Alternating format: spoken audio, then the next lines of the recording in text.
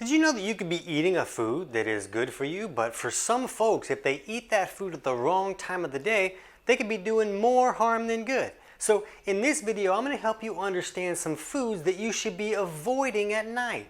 Some of you guys are going to be like, what?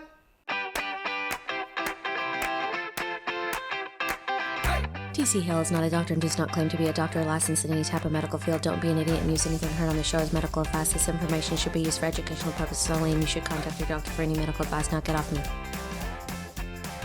So it was Dr. Emanuel Revici who helped us understand that the body has a natural circadian rhythm at the cellular level. So during the day, the body should be in a more catabolic state. That's the daytime state where the body's very good at making energy and kind of keeping us going all day, and also breaking down tissue so that those tissues can be rebuilt and the body can be renewed.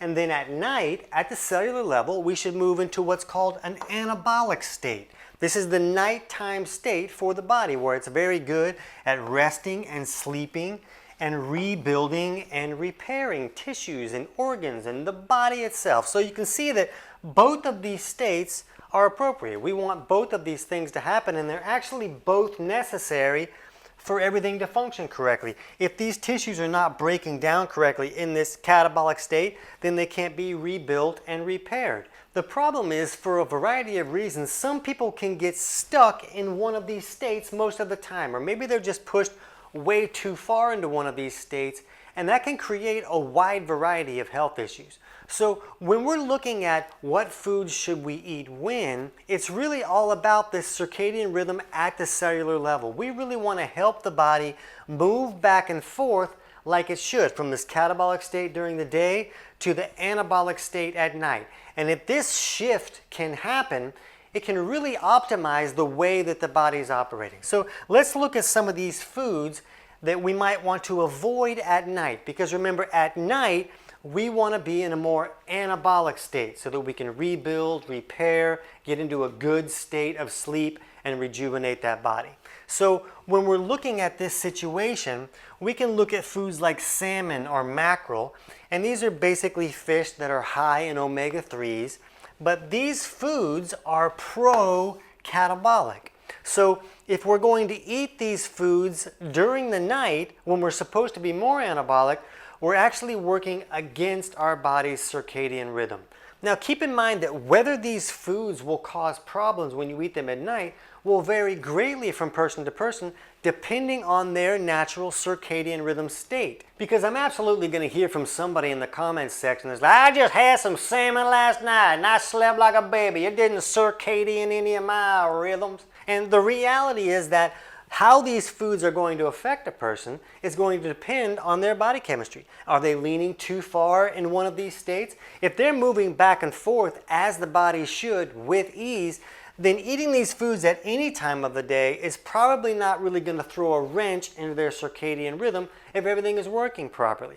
Also, maybe if somebody's stuck in this anabolic state most of the time, or they're pushed way too far into that state, if they were to eat one of these foods at night, which works against their circadian rhythm, they really may just be balancing the system out a little bit. They may be pulling themselves out of a severe imbalance and putting themselves into just like a normal anabolic state that most of us would experience at night. So again, you can't just eat a food and understand what's going on with your circadian rhythm. You might have to look at your body chemistry to get a better idea of what's going on with you. But if a person is really stuck in this catabolic state and they eat some of these foods that are pro-catabolic, then they're really going to create some trouble for themselves. And again, most foods are not going to push a person severely into a catabolic or an anabolic state. Most foods are going to be neutral. You know, even green leafy vegetables are very high in magnesium, and magnesium is a very pro-catabolic mineral. But green leafy vegetables don't seem to have a pro-catabolic effect on most people because they have other balanced nutrients within them as well. A really interesting one is hard-cooked eggs, like scrambled eggs or some kind of egg where the yolk is cooked solid. Those seem to have a pro-catabolic effect on most people. Interestingly enough, when the yolk is cooked where it's still runny, like maybe a poached egg, it seems to have a pro-anabolic effect. So just the way you cook the egg seems to determine what the effect is going to have on most people. Flax or fish oils are very pro-catabolic, mostly because of the omega-3s. Omega-3s are very pro-catabolic, so when you're looking at these foods like flax oil and salmon and such, they're going to be pro-catabolic for most people. Canned processed meats also have a pro-catabolic effect on most people.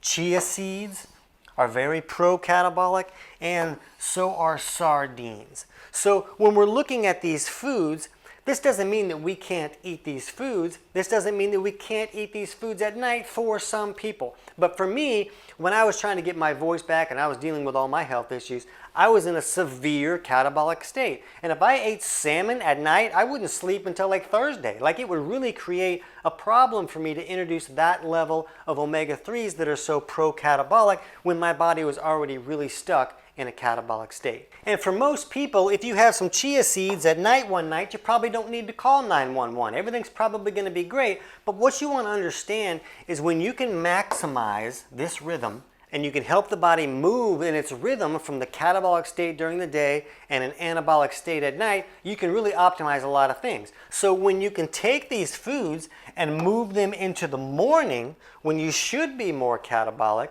now you're starting to work with your body's natural circadian rhythm instead of against it. Now, chapter 15 of my book, Kick Your Fat in the Nuts, lists some other foods that are pro-catabolic and pro-anabolic, and I'll put a link in the description below where you can get that whole book for free, and you can jump to chapter 15 to learn a little bit more about some of the foods that might push some people in one direction or another. But again, if somebody has a problem in this area, this becomes important. If somebody is balanced with their circadian rhythm, then all of a sudden, hey, if I can eat these in the morning, then that might really help optimize things. But if I can't, I'm probably not going to break the whole system.